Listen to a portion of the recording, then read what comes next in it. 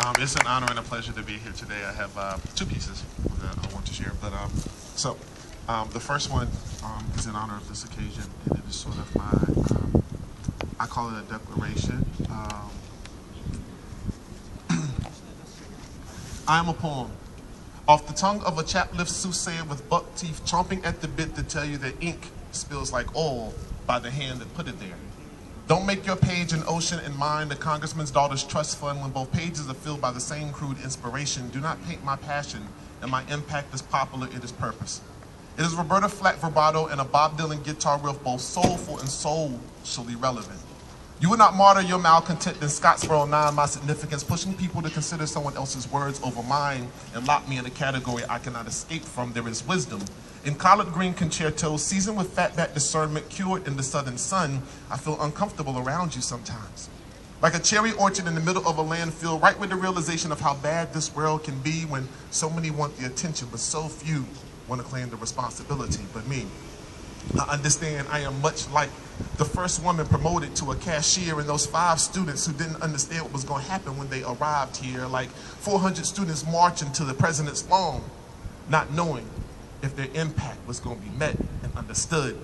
To the students who helped understand that Local Union 77 just wanted a fair wage and helped the Afro-American society help write their own sit-in the history's page. Can't you see that I am an origami slave ship, ancestry force folding in this imperialistic impotence where it makes sense to mess with other people's lives but never come to understand the extent of the damaged scars. You will not exoticize my craftsmanship. We are all broken Macy's Christmas bowls, fractured fragments of foregone conclusion that every good thing comes to an end, and I want to pour you a bowl of cereal. Fill it with milk like Elmer's glue so I can restore the innocent adhesive you used to have, and I want it to be Cheerios. So that when those small puckers kiss your lips, it can kiss you comfortable in your own skin and you never have to battle your perception of what comes with mine. For too long we have been living loud in silence, never speaking to the heart of each other, dying to meet.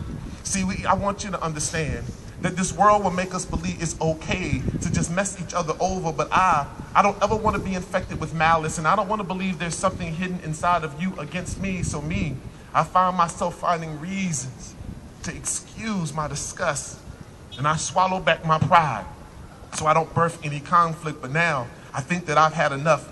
I've decided that in honor of all of us and the spirit and passion inside of us, I've decided to let my pen fight. I have nicknamed it Emiliana Zapata because it's better to spit on your feet than live on your knees. I am a sycamore growing towards the heavens with metaphors like strange fruit dangling from my tongue, the label Southern around my neck like an albatross, but I grow wiser, I grow stronger. I am Lena Horne's raspy revolution. I am Josephine Baker's underappreciated brilliance. I am Dave Chappelle's radical refusal and Lauryn Hill's misunderstood insanity. See, I am Dr. Cook showing up for his first day in class. And I am all those students who came to this campus, decided they wanted to be here and said that all the trials and tribulations will pass. I am MLK with a dream and a purpose and ready to stand there and let the world know that a change can happen. I am all those folks who didn't believe that he would leave his mark on this world. And I know he's up there laughing. See, I know that he also gave a message of equality, but he also gave a message that was anti-war. And if I look at his legacy, I see that any voice can rise and lead people to action. And there is things out there that are worth dying for. See, I am Ginsberg's late night indulgences. I am Norman Rockwell's perfectly painted paradox, and I am a poem. I am here, and I am just like you. Thank you.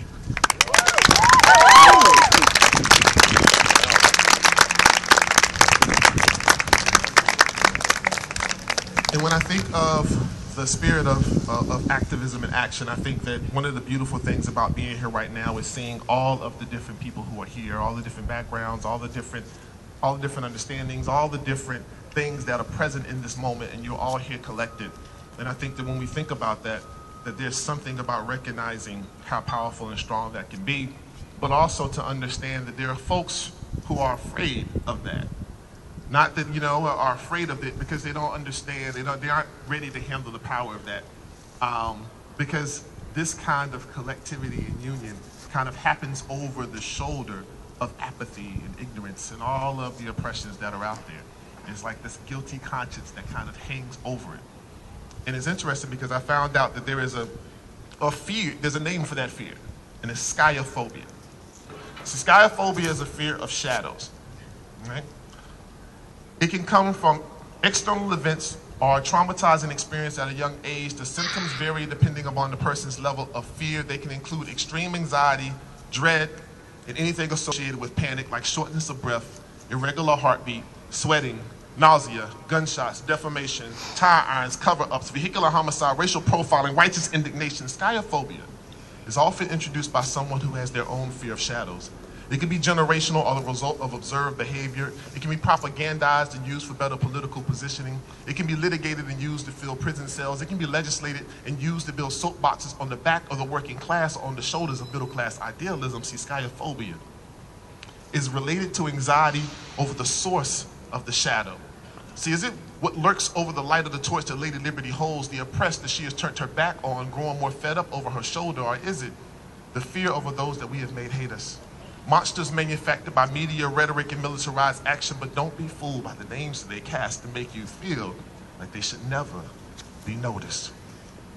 See, I want you to understand that there are people out there who are afraid of shadows. They see them in the neighborhoods that they want to forget, but those dark hoods are not filled with shadows. They are filled with people. See, I really know who made hoods infamous, setting fire fueled by prejudice anywhere where darkness gathered, leaving a post-racial lamp lit on rundown rhetoric. But Tom Bodette taught us that a light left on is a cheap trick. See, I understand that sometimes closets are dark places, and we've been taught to be afraid of what lurks in the dark, but isn't that where you put what covers you?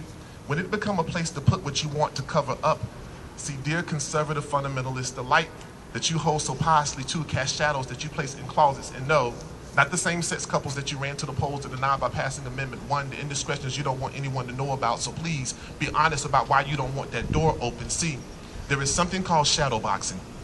Daryl Dedman and his boys did it on one night and sent an F-250 spiraling into James Anderson like a meteor into the abysmal dark. See, a black Nissan plant worker was killed by a Ford truck. See, Sciaphobia is often introduced by someone who has their own fear of shadows. I mean, boy, did they learn imperialism well. See, map me a dead butterfly's path home, and I'll show you the ignorance of someone who knows nothing beautiful. Head covered in tradition and faith, even though you cover a butterfly's wings, it doesn't mean that you swat at it like a fly. Someone thought she wasn't open-minded enough. Shaima Alawadi was wearing a hijab. Someone saw it as a shadow and turned it into a shroud. And we watched the news, hoping that it was oppressive patriarchy and not oppressive bigotry that took her life. But who wishes for one over the other? Answer, someone who is afraid of shadows. But I know that the answer for shadows is light. And I can see the light of promise in each one of your eyes. I know that the answer for making people understand that their fears are unwarranted, that they're over-exaggerated, is voices who join together to say that we will no longer exist in the shadows. We will step to the forefront. We are united arm in arm. We will march. We will organize. We will plan. We will become smart. We will fill our minds with intelligence. We will fill our voice with love. We will understand that no matter how much you want to turn your back on us, we will make you turn around and recognize there are people that you have cast to the side. So you don't have to be afraid. You don't have to be afraid, but understand that there are people who won't listen, and you have to make them, because they have Sciaphobia and they are afraid of shadows. Thank y'all so much for allowing me to do this.